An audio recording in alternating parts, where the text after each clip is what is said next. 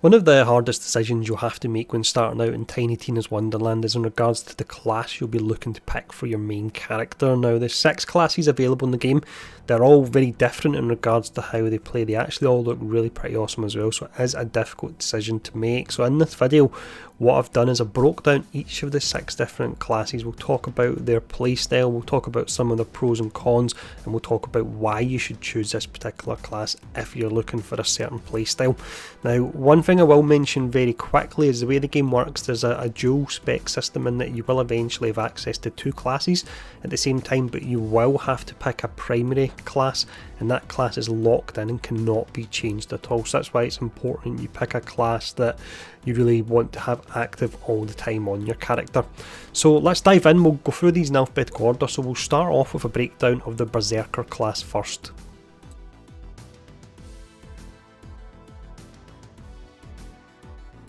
With each of the 6 different classes that are available, they do reflect your typical RPG archetypes. So the Brrr-Zerker class would be very similar to a Barbarian class.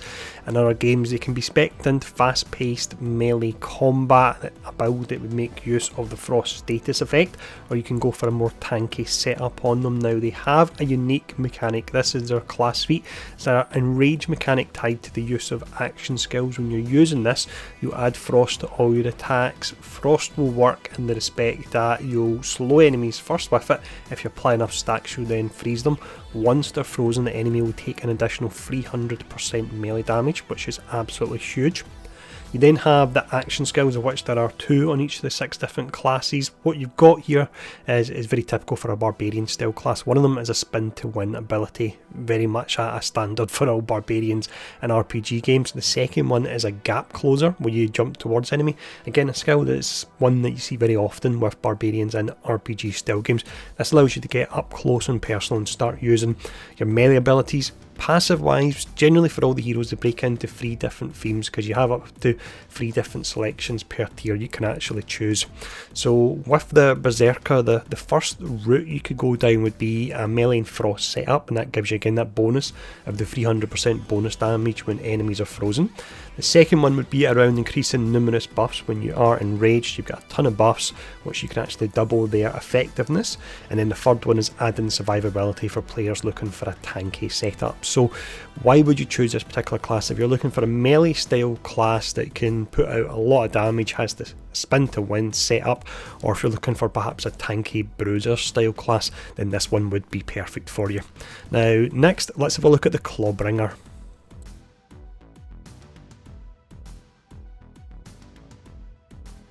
So this class then would be very similar to a Paladin style class that you would see in other games. They can focus on fire and or lightning damage. They also have a dragon companion as well. This is actually their class feat. The first action skill for them is based on using the hammer for melee attacks, and it will create a fire nova.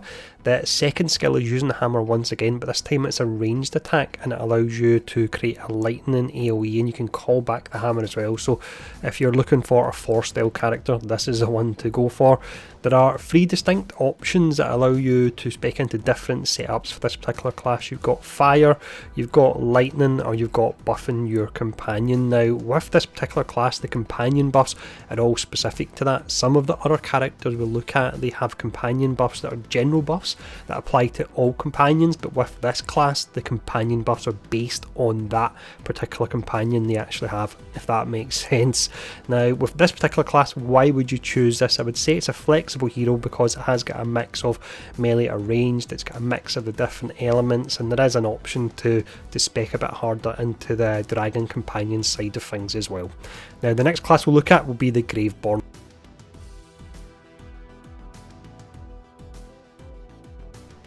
The Graveborn class then is very much your typical acolyte stroke necromancer style class that you would see in other RPG games. They have access to summons, dark magic, which is a form of life leech, and a decent amount of spell buffs available, as well as a low health, high damage mechanic as well. Now, the class feat isn't our companion. This is a demi leech companion, this particular one, it will cast a spell when you cast a spell.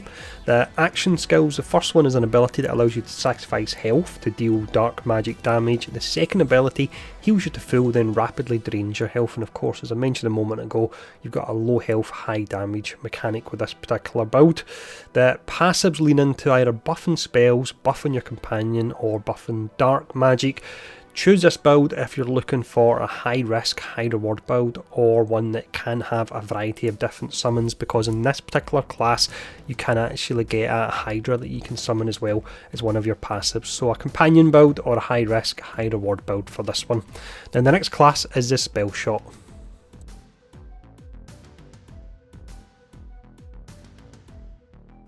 As the name suggests with this class, this is your typical caster style class. It's all about buffing and firing off a multitude of different spells. The class feat provides a stack and spell damage buff that kicks in after you cast a spell or you reload. The first action skill allows you to slot a second spell, which depending on the power of spells could be really pretty amazing. The second one morphs non-boss enemies into skeeps, which is Borderlands versions of sheep. The passives, they're really all about buffing spells with this particular setup. There's one particular passive that's actually called Glass Cannon. It will stop you from generating ward, which is equivalent of shields in other games, but it gives you an additional 30% spell damage buff. So for this particular class, you would go for this if you're looking for a Glass Cannon style playthrough and one that can fire off spells one after the other. This, I believe, is the class that I'm probably going to go as my primary class, because I really like the look of the spells in the game. They seem something different from just using guns all the time. But that is a Spellshot. Let's now look at the Spore Warden.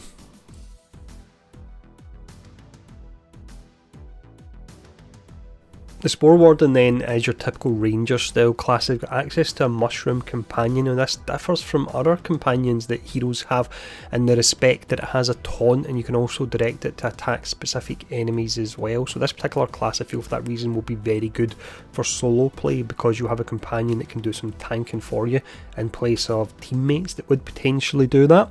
Now the action skills that are available, you've got an arrow barrage with multiple charges on it, and you've got frost cyclones that will slow and freeze enemies. So that's nice from a crowd control perspective. Once again, if you're playing it as a solo player, you can either use your companion to taunt, or you can use your tornadoes to crowd control enemies. The passives allow buffs to the mushroom and general companions as well, so this could be used as an overall pet class if you're looking to dual class and get as many pets on the go as you can. There's also a very strong emphasis on gun damage in the kit. Now, in regards to whether or not you should choose this class, as mentioned, it looks like it will be an absolutely awesome solo class. There is a strong emphasis on companions and also long range gun abilities as well. Now let's finish up with the final class. This is the Stabbomancer.